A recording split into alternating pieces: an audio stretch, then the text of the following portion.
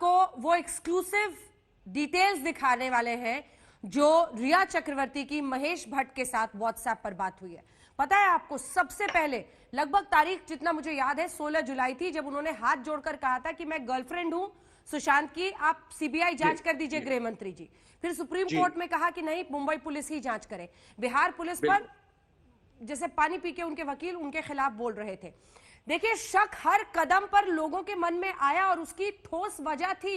हम आपको दिखाते हैं वो एक्सक्लूसिव जो बातचीत हमने दिखाई है अपने दर्शकों को, जिसमें 8 जून को कोर्ट में ये कहते हैं कि सुशांत ने कहा था कि तुम अपने घर चली जाओ, लेकिन वो महेश भट्ट से बात करके कह रही हैं कि एक बार दिखाइए जरा वो पूरा जो व्हाट्सएप बातचीत है। आयशा कह के वो कह रही हैं, आयशा हैज मूव्ड ऑन, धन्यवाद कह रही हैं। वो आगे ये भी कहती हैं कि डेस्टिनी इज ग्रेट की आपसे मुलाकात हुई है। और कोर्ट में ये कहा कि सुशांत ने कहा था इसलिए मैं चली गई थी 8 जून को। और फिर वो 1 महीने के बाद आई सीबीआई इंक्वायरी की मांग, 1 महीने के बाद। तो आप अगर किसी की गर्लफ्रेंड है, आपको उनसे इतना प्यार है, आप उनके साथ रह रहे, तो ये तो आपका फर्ज बनता है कि उनके जाने के बाद भी हर रोज उनके परिवार के साथ रहें, पुलिस के पास रहें, उनको बताएं, उनसे पूछें, ये इंटरोगेशन के बारे में उनको कहें कि जितने आसपास के लोग थे उनको इंटरोगेट किया जाए, तो उनसे सवाल पूछे जाए। वो तो फिर वो पलट गई, यू टर्न ले ली। मैंने जैसे अंजना जी कहा कि हम लोग किसी पे उंगली उठाने के काबिल नहीं और उठा नहीं सकते, लेकिन शक की सुई इन पर इसलिए जा रही है कि जब इनका एनुअल इनकम जो है रिया का सिर्फ 14 लाख या कुछ 18 लाख दिखाया जाता है, फिर वो हिंदुस्तान के सबसे बड़े वकील को कैसे हायर कर लेती है, जिनका दिन का ही मतलब प्रोफेशनल फीस है कोई 15 लाख या 20 लाख, वो कहाँ से पैसे आ रहे हैं। अगर मैंने कहा उसकी तह तक पहुंच जाए कि इसका स्पॉन्सर कौन इन्हें स्पॉन्सर कर रहा है, तो उस कड़ी से शायद बहुत सारे सुराग और मिल सकते हैं। और फिर इतने सारे लोग जो सुशांत के आसपास थे, उनके फिजिकल ट्रेनर, उनके बॉडीगार्ड, उनके दोस्त, ये सब लोग जो है इतने दिनों के बाद कैसे आए, मुझे ये बात समझ में नहीं आ रही है। शुरू से ही ये लोग क्यों नहीं आए और शुरू से ही इनसे पूछताछ क्यों नहीं की गई।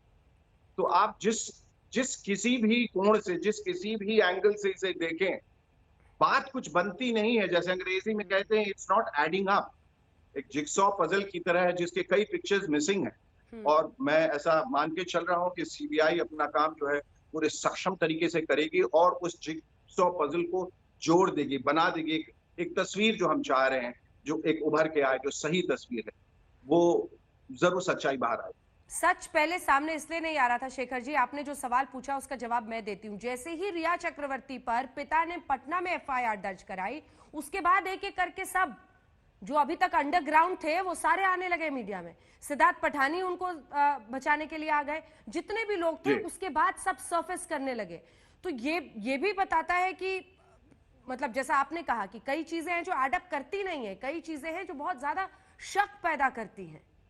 जी, और ऐसा अक्सर देखा जाता है कि जब बहुत सारे लोग एक क्राइम में इन्वॉल्व रहते हैं, तो झूठ का जब एक सिरा पकड़ा जाता है ना, तो फिर उसको छिपाने के लिए कई झूठ बोले जाते हैं और फिर इंसान उसमें फंसता चला जाता है। और ऐसा भी देखा जाता है जब बहुत सारे लोग इन्वॉल्व हैं, तो कहते हैं एक चोर को बचाने के लिए दूसरा चोर सामने आ जाता है, फिर दूसरे को बचाने के लिए तीसरा आ जाता है। तो ये सारे लोग जो हैं, मैं फिर भी कह रहा हूं, मैं किसी पे उंगली नहीं उठा रहा हूं क्योंकि मेरे पास कोई प्रमाण नहीं है, लेकिन शक की सुई जो है वो बहुत ही स्वाभाविक तरीके से सब तरफ जा रही है, क्योंकि लोगों में के वर्शंस में इतने डिस्क्रिपेंसी है कि बॉडी किसने उतारी उसके 3 वर्शन। एम्बुलेंस वाला कहता है मैंने उतारी, एम्बुलेंस का ओनर कहता है पुलिस ने उतारी, पिठानी साहब कहते हैं मैंने उतारी। भाई आप लोग आपस में तय कर लीजिए। अगर आपने किरदारों को बांटा है तो लाइंस भी तो सही देनी चाहिए थी। इसकी लाइन वो बोल रहा है, उसकी लाइन वो बोल रहा है।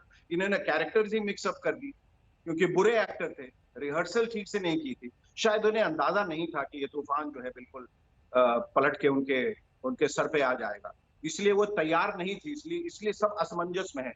आप देखते हैं कि सबकी जबान लड़खड़ाती है बोलते वक्त, वो सोचते हैं, कुछ का कुछ बोलते हैं, अनाप शनाप बोलते हैं, फिर खुद अपने ही जाल में फंस जाते हैं।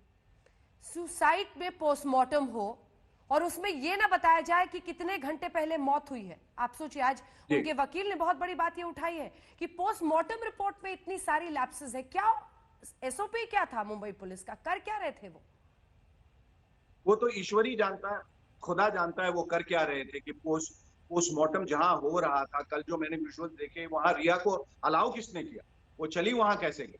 मतलब कोई खेल तमाशा हो रहा है, ये हो क्या रहा है? एक तरफ आप कहते हैं कि दिशा जो है, दिशा सैलियन जब वो गई, उसकी भी कई थियोरीज हैं, वो मरी या उन्होंने आत्महत्या की। कोविड की वजह से 2 दिन के बाद उनका पोस्टमार्टम, 2 दिन के बाद उनका पोस्टमार्टम होता है। तो फिर सुशांत के पोस्टमार्टम में इतनी क्या जल्दी थी कि आपने शाम में ही कर डाला? क्या कोविड यहां अप्लाई नहीं होता था? कोविड सिर्फ कुछ सिलेक्टेड लोगों को अप्लाई होता है। दिशा के मामले में हो गया, सुशांत के मामले में नहीं हुआ। ऐसा लगा कि सबको बहुत ज्यादा हड़बड़ी थी हर चीज रफा दफा करने के लिए। उसका तुरंत पोस्टमार्टम करो, तुरंत क्रियाक्रम करो, रफा दफा करो, खत्म करो सब चीज, ताकि कोई सुराग न बचे। फोरेंसिक एक्सपर्ट 24 घंटे लेट आते हैं। सुशांत का जो कमरा है वो 1 महीने के बाद सील किया जाता। वो एक टूरिस्ट स्पॉट हो गया था कि आओ घूमो और जो कुछ भी तथ्य है, सुराग है, उसे उठा के घर चले जाओ। बिल्कुल, बिल्कुल। मतलब कोई, ये तमाम चीजें जो हैं वो बहुत हैरत अंगेज। इसका जवाब तो उनको देना पड़ेगा कि ये सब क्यों हो रहा था, ऐसा क्यों हो रहा था, इसका क्या जवाब? बिल्कुल। और ये ये जो देर क्यों हुई? हाँ, आप दूसरी बात आपको बता दें अंजना जी, पुलिस कहती है ये आत्महत्या का केस है। चलिए, हमने मान लिया ये आत्महत्या, हम मान लेते हैं आपकी बात, आप बहुत सक्षम है, ये आत्महत्या का केस है, फाइल बंद कर दीजिए। फिर आप ये क्वेश्चन किसके लिए करें? अगर आत्महत्या ही है तो फाइल बंद कर दीजिए। फिर 50-60 दिनों तक 50 लोगों को आप किस बात से इंटरोगेट करें? किस बात के लिए करें? यानी कि आपको कोई सुराग मिला, यानी कुछ जानना चाह रहे हैं और जान के उसको दबा रहे हैं। मतलब क्या वजह समझ में नहीं आती। या तो आप कहें हत्या है और इंटरोगेट करें, या कहें आत्महत्या और फाइल क्लोज करें। ओपन एंड शट केस है, दोनों में से कुछ नहीं करना है। फाइल बंद भी नहीं करनी है, बोलना भी आत्महत्या है और इन्वेस्टिगेट करना है हत्या के लिए, फिर एफआईआर भी नहीं दर्ज करना है। और हर हर हर सुराग, हर घटना के कई वर्षन। ये तभी होता है जब जल्दबाजी में कोई इस तरह का काम किया गया होता है और लोग समझते हैं कि चूंकि पहले हम लोग we got away with blue murder, हम पहले निकल के बाहर आ गए थे, इस बार भी निकल आएंगे। उन्हें अंदाजा नहीं था कि एक तस्वीर जो है इनकी जान की आफत बन जाएगी और वो सब कुछ कह देगी और इतने सारे लोग आ जाए। और पुलिस भी इसके लिए तैयार नहीं थी, लोग भी, बाकी पूरा जो तंत्र है, सिस्टम, वो तैयार नहीं था। अभी देखिए 5 डॉक्टर जिन्होंने पोस्टमार्टम किए थे इकट्ठे ही लीव पे चले। भाई एक ही परिवार के हैं 5 डॉक्टर, साथ में पिकनिक बनाने जाते हैं। कहाँ जाते हैं, किधर गए, कहाँ घूम रहे हैं? तो इन सबको बुलाया जाए, इन सबसे बातचीत की जाए तफसील से। सब भागे चल रहे हैं इधर उधर सब। अब इतने वक्त में तो जितने सुराग है वो तो मिटाए जा सकते हैं ना। ये तो सामान्य ज्ञान है कि ऐसा हो सकता है। जी। फिर इतनी कोताही क्यों की गई? इतना इतना लाका